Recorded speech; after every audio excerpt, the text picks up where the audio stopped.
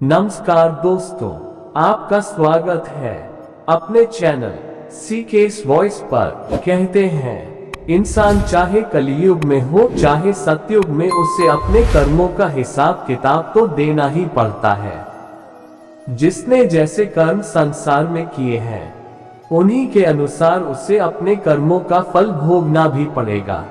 यही संसार का नियम है। इसीलिए अच्छे कर्म करने तथा बुरे कर्मों से बचने की सलाह दी जाती है। कर्मों की गति बहुत ही सूक्ष्म है, जिसे बड़े बड़े विद्वान भी नहीं समझ पाते। कर्म का सिद्धांत बिना रुके निरंतर कार्य करता है। इसमें भगवान को देख रेख करने की जरूरत नहीं पड़ती। इसलिए भगवान हमारे कर्मों में दखल नहीं देते। वे न तो सजा देते हैं और न ही कृपा करते हैं। सब अपने आप होता है। उनका काम है विवेक प्रदान करके सही गलत का फर्क जानने का ज्ञान, मार्गदर्शन और शक्ति देना। कई बार लोग कर्म के सिद्धांत और भगवान के अस्तित्व पर विश्वास करने से कतराते हैं, क्योंकि वे देखते हैं कि आज बुरे कर्म करने वाले सुखी और अच्छे कर्म करने वाले दुखी दिखाई देते हैं। पर ऐसा नहीं है। भगवान के घर न तो देर है और न ही अंधेर। हर कर्म का फल उसके उचित समय पर मिलता ही है। कर्म की अदालत में से कोई भी नहीं छूट सकता। गीता में श्री कृष्ण कहते हैं, उनके कर्जदार और वफादार हमेशा रहिए, जिन्होंने आपके बुरे समय में आपका साथ दिया। अंजाम की खबर तो कर्ण को भी थी, लेकिन बात तो मित्रता निभाने की थी। आज इस वीडियो में हम कर्मों का फल की बात करेंगे, जो हर मनुष्य को अवश्य ही भुगतना पड़ता है, क्योंकि इंसान ही अच्छे और बुरे कर्म करता है, पशु नहीं। वीडियो में आगे बढ़ने से पहले यदि आप इस चैनल पर पहली बार आए हैं तो ऐसे ही अद्भुत जानकारी और विचारों को जानने के लिए आप अपने इस चैनल को जल्दी से सब्सक्राइब कर लें। गीता में श्री कृष्ण कहते हैं कि हमारा भाग्य हमारे ही अतीत के कर्मों का फल है। उसी तरह हम आज जो कर्म कर रहे हैं वो हमारे आने वाले कल को निर्धारित करेंगे। इसलिए हमें हमेशा अपने कर्म अच्छे रखने चाहिए, ताकि हमें इसका फल भी अच्छा ही मिले, चाहे देर हो या सवेर। कर्म सिर्फ हमें भुगतने ही पड़ेंगे। इसलिए कर्म करने से पहले एक बार अवश्य सोचें, क्या मैं ये सही कर रहा हूँ। अगर कर्म करने से पहले अच्छे से सोच ले तो शायद हम बुरा कर्म करने से बच सकते हैं। अगर आपने अपने आप को बचा लिया तो सजा से भी बचा लिया। आपने बुरा कर्म कर लिया तो एक न एक दिन भगवान अवश्य सजा देगा। इस जन्म में नहीं, अगले जन्म में ही कर्मों का फल भोगना पड़ता है। कई लोग कर्म पर विश्वास नहीं करते। कर्म का मतलब होता है कि हमारे द्वारा किए गए अच्छे बुरे कार्य, हमने जैसा कर्म किया है हमें वो निश्चित रूप से वापस मिलेगा। ये बात तय है। ये कथन ठीक भी है। जैसा बोओगे वैसा काटोगे। आपने देखा होगा कि आजकल रिश्तों में काफी ज्यादा समस्या आने लगी है, जिस बारे में अब लोग खुलकर बात भी करने लगे हैं। यहाँ रिलेशनशिप का मतलब सिर्फ प्रेमी और प्रेमिका से नहीं, बल्कि बच्चों का उनके पेरेंट्स से, बहू का उसकी सास से, व्यक्ति का दोस्तों से, भाई बहनों से, साथ में काम करने वाले कर्मचारियों से, अपने बॉस से आदि सभी रिश्तों से है। आज हम एक और छोटी सी कहानी से समझेंगे कि कर्मों का फल कब मिलता है। 99% लोगों ने ये कहानी नहीं पढ़ी होगी। इस कहानी से आपको बहुत कुछ सीखने को मिलेगा, क्योंकि कर्मों का फल बहुत बड़ा होता है। दोस्त, इस जीवन में कौन क्या करता है, कैसे करता है, ये सब हम पर ही निर्भर करता है। तो अब शुरू करते हैं। कई लोग कर्म पर विश्वास नहीं करते। कर्म का मतलब होता है कि हमारे द्वारा किए गए अच्छे बुरे कार्य, हमने जैसा कर्म किया है, हमें वो निश्चित रूप से वापस मिलेगा। ये बात तय है। ये कथन ठीक भी है। जैसा बोओगे वैसा काटोगे। आपने देखा होगा कि आजकल रिश्तों में काफी ज्यादा समस्या आने लगी है, जिस बारे में अब लोग खुलकर बात भी करने लगे हैं। यहाँ रिलेशनशिप का मतलब सिर्फ प्रेमी और प्रेमिका से नहीं, बल्कि बच्चों का उनके पेरेंट्स से, बहू का उसकी सास से, व्यक्ति का दोस्तों से, भाई बहनों से, साथ में काम करने वाले कर्मचारियों से, अपने बॉस से आदि सभी रिश्तों से है। हमारे हाथ में केवल एक ऑप्शन है कि क्या कर्म करना है। एक बार कर्म कर दिया फिर वह समाप्त नहीं होता। और आत्मा का पहला कर्म है संकल्प। एक बार संकल्प किया तो फिर वह मिट नहीं सकता। अच्छे कर्म का भी फल मिलता है और बुरे कर्म का भी फल मिलता है। दोनों के खाते अलग अलग हैं। जब तक बैलेंस शीट बराबर नहीं होती, जन्म और मरण का क्रम चलता रहेगा। कर्म सदा पुण्य और पाप के रूप में जमा होता रहता है। जैसे बीज एक खेत में डाल दिया तो फिर उसका फल मिलेगा ही। बीज बोना या न बोना, केवल यही हमारे हाथ में है। कर्म केवल स्थूल विचार नहीं है, बल्कि हर पल हम जो सोचते हैं, हमारे विचार व भावनाएं भी कर्म ही होती हैं। उनके भी फल होते हैं। साथ साथ जिस भावना के साथ कोई कर्म किया जाता है, वह भी उसका फल निर्धारण करने में निर्णायक होती है। कुछ कर्म जल्दी फल देते हैं और कुछ बहुत देर बाद। हो सकता है कि अगले जन्म या फिर उसके अगले जन्म। तब तक वे स्टॉक में जमा रहते हैं, जिसे संचित कर्म कहते हैं। इसलिए हर काम खूब सोच समझकर करना चाहिए। कहा भी गया है, कर्म प्रधान विश्व रचि राखा, जो जस करही सो तस फल चाखा। और अंत में भगवान श्री कृष्ण गीता के 18वें अध्याय में बहुत ही सरलता से समझाते हुए कह रहे हैं, सर्वधर्म त्याग कर मेरी एक की ही शरण में होने से मैं तुम्हें सभी पापों से मुक्त कर दूंगा। संपूर्ण शरणागत होने से भक्त का सारा भार भगवान अपने कंधों पर ले लेते हैं। और अंत में कर्म फल का सिद्धांत भी गौण हो जाता है।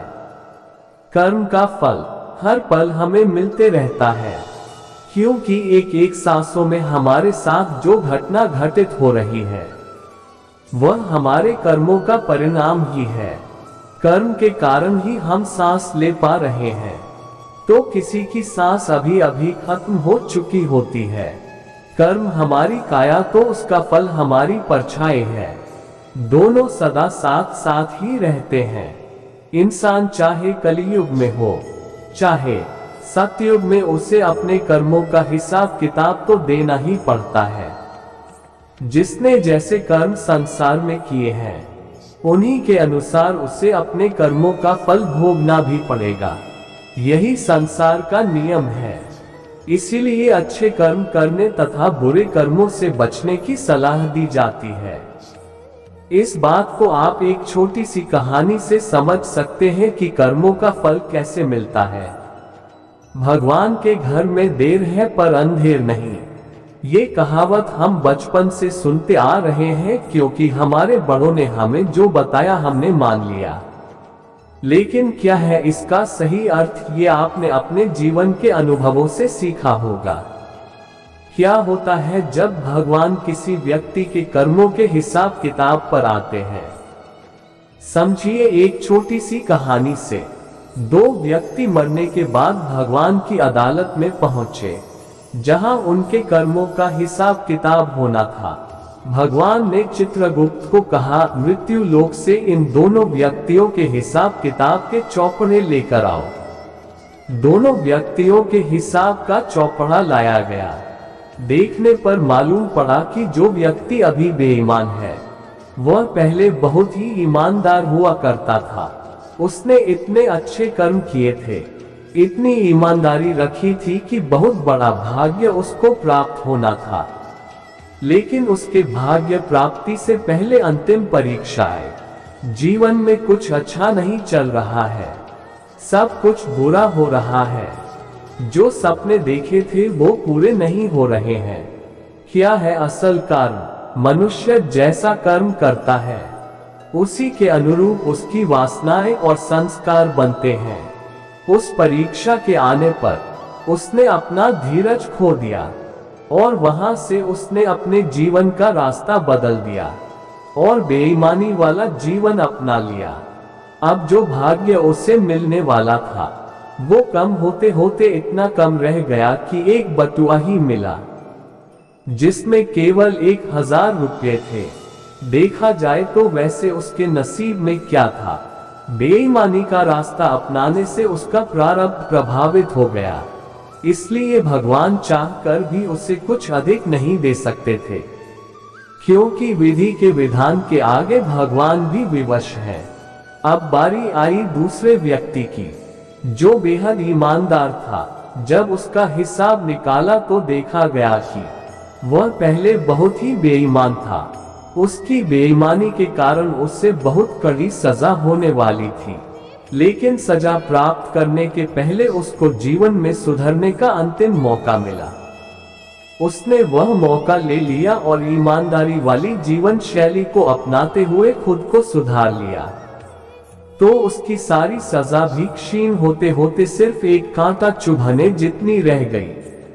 उसे जो कांटा चुभा वह उसकी ईमानदारी का फल नहीं था, बल्कि उसके पूर्व बेईमानी वाले जीवन की इतनी ही सजा बची रह गई थी। भगवान हर बुरे व्यक्ति को भी सुधरने का मौका देता है और हर अच्छे व्यक्ति की अच्छाई की परीक्षा भी लेता है। संसार में आज कई लोग कहते हैं कि बेईमानी से जीवन जियो तो मौज करोगे, लेकिन यह मौज थोड़े समय का है, क्योंकि जैसे ही पुण्य का फल क्षीण होगा उसके बाद जो भोगना होगा वो बेहद मुश्किल होगा। एक समय की बात है, एक महात्मा अपने शिष्य के साथ घूमने के लिए निकले। महात्मा को इधर उधर की बातें करना बिल्कुल भी पसंद नहीं था। कम बोलना और शांत रहकर अपने काम से काम रखना महात्मा को पसंद था, लेकिन उनका शिष्य बड़ा बातूनी था। वह सारा दिन इधर उधर की बातें ही किया करता था और दूसरों की बातों में उसे बहुत आनंद आता था। चलते चलते जब महात्मा और उनका शिष्य एक तालाब के पास से गुजर रहे थे तो उन्होंने वहां एक मछुआरे को पानी में जाल डाले मछली पकड़ते हुए देखा। शिष्य को ये बात बहुत बुरी लगी और वह मछुआरे को अहिंसा परमो धर्म का उपदेश देने लगा, लेकिन मछुआरा उसकी कोई बात समझने को तैयार नहीं हुआ। पहले मछुआरा शिष्य की बात को टालता रहा, लेकिन जब शिष्य उसकी बात नहीं माना तो दोनों के बीच में लड़ाई झगड़ा शुरू हो गया। जब दोनों आपस में बहस कर रहे थे तो महात्मा आगे निकल गए था, लेकिन जब महात्मा ने दोनों को आपस में झगड़ते हुए देखा तो वह वापस लौटे और शिष्य को अपने साथ चलने के लिए कहा और शिष्य का हाथ पकड़कर महात्मा उसको अपने साथ ले गए। महात्मा ने शिष्य को कहा, बेटा हमारा काम तो सिर्फ समझाना है, लेकिन भगवान ने हमें सजा देने के लिए धरती पर नहीं भेजा है। शिष्य ने कहा, गुरुजी हमारे राजा को इस तरह के लोगों के बारे में पता है जो इस तरह के बुरे कार्य करते हैं और ना ही वह इनको दंड देते हैं। आखिर इस तरह के लोगों को सजा कौन देगा? शिष्य की बात सुनकर महात्मा ने कहा कि बेटा तुम परेशान मत हो, इनको सजा देने वाली भी एक अलौकिक शक्ति इस दुनिया में है जो सब कुछ जानती है। भगवान की नजर सबके ऊपर है और वह सबके कर्मों का हिसाब रखते हैं। इसलिए तुम अभी चलो, तुम्हारा उससे झगड़ा करने का कोई फायदा नहीं है। शिष्य गुरु जी की बात सुनकर संतुष्ट हो गया और उनके साथ चल दिया। इस बात को बीते हुए 2 वर्ष का समय निकल चुका था। एक दिन महात्मा और उनका शिष्य फिर उसी नदी के पास से गुजर रहे थे। शिष्य भी 2 साल पहले वाली मछुआरे वाली घटना भूल चुका था। वहां उन्होंने एक घायल सांप को देखा जो बहुत परेशानी में था। उस सांप को हजारों चींटियां नोच नोच कर खा रही थी। शिष्य ने ये दृश्य देखा तो उसका दिल करुणा से भर गया। उससे ये सब देखा नहीं गया। वह सांप को बचाने के लिए जाने ही लगा था कि महात्मा ने उसका हाथ पकड़ लिया और उसको जाने से मना कर दिया। शिष्य ने गुरु से पूछा, आप मुझे सांप को बचाने के लिए क्यों नहीं जाने दे रहे? महात्मा ने कहा, इस सांप को अपने कर्मों का फल भोगने दो। अगर तुमने इसको बचाने की कोशिश की तो इस बेचारे को अगले जन्म में फिर ये दुख भोगने पड़ेंगे, क्योंकि कर्म का फल सभी को भोगना पड़ता है। शिष्य ने महात्मा से पूछा कि गुरु जी, इसमें ऐसा कौन सा कर्म किया है जो यह इतना भयंकर कष्ट भोग रहा है? महात्मा ने कहा कि यह वही मछुआरा है जिसको तुमने 2 साल पहले मछलियों का ना मारने का उपदेश दिया था, और वह तुम्हारे साथ लड़ने के लिए तैयार हो गया था।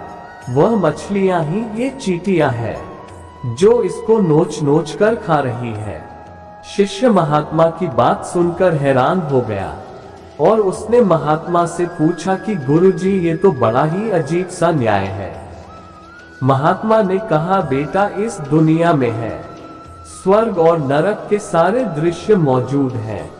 तुम्हें इस धरती पर हर जगह ईश्वर के न्याय के नमूने देखने को मिल सकते हैं।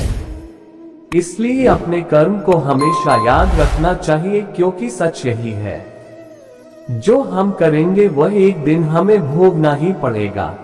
महात्मा ने कहा कि हमारे जीवन का हर पल बहुत ही कीमती है, इसलिए इस जीवन को बुरे कर्म करके बर्बाद नहीं करना चाहिए।